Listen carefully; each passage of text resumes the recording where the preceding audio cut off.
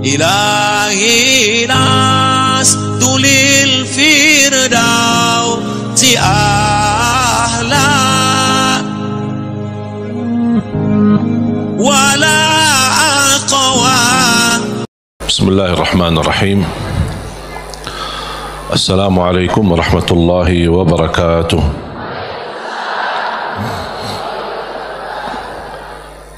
الحمد لله رب العالمين، وأشهد أن لا إله إلا الله وحده لا شريك له ولي الصالحين، وأشهد أن سيدنا ونبينا محمدا عبده ورسوله الصادق الأمين. اللهم صل وسلم وبارك على سيدنا محمد وعلى آله وصحبه ومن تبعهم بإحسان إلى يوم الدين. سبحانك لا علم لنا إلا ما علمتنا إنك أنت العليم الحكيم. الحمد لله وشكر الله.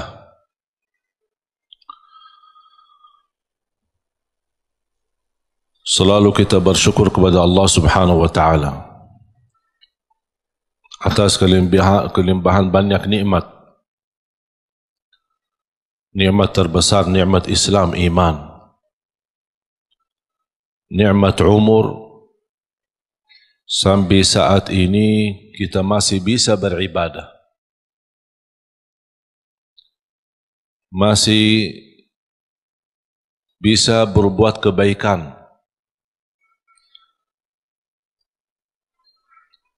dan ini murni karunia dan taufik dari Allah Subhanahu wa Ta'ala. Makanya salah satu karunia, kata Rasulullah SAW, wassalatu ila salat mukaffirat. Salat dengan salat selanjutnya di antaranya adalah terhapus dosa-dosanya. Dari hari Jumat ke Jumat berikutnya terhapus di antaranya dosa-dosa kita. Dari Ramadan sampai Ramadan yang akan datang terhapus dosa-dosanya di antaranya.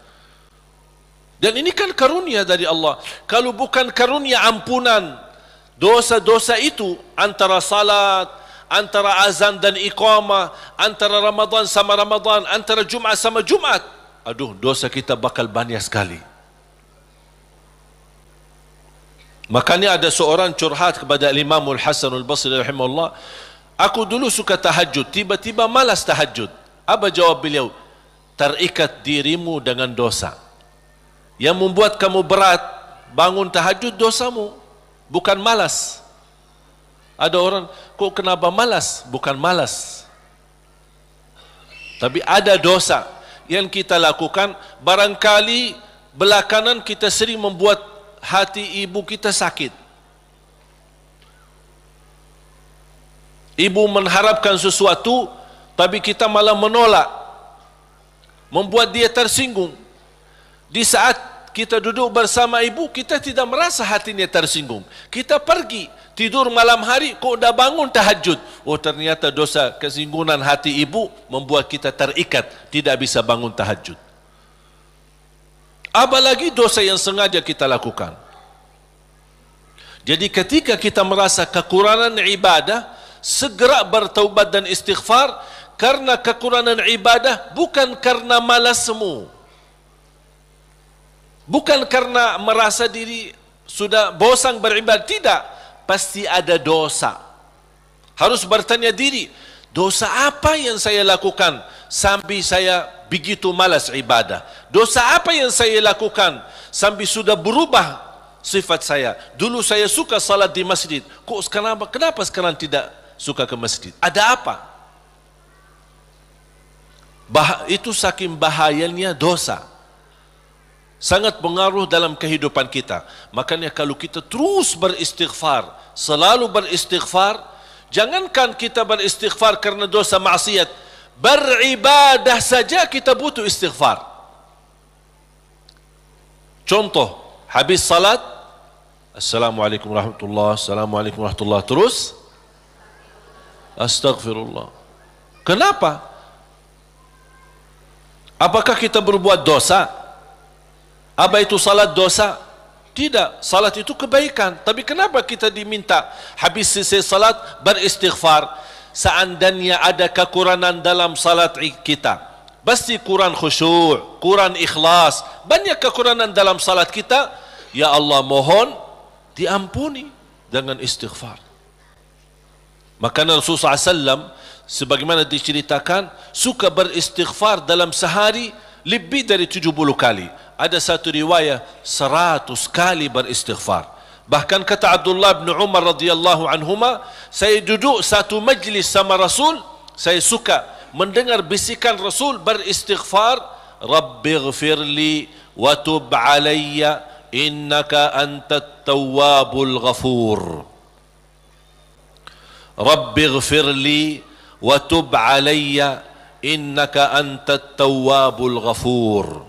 Ada satu riwayat, Rabbighfirli wa tub alayya innaka antat tawwabur rahim.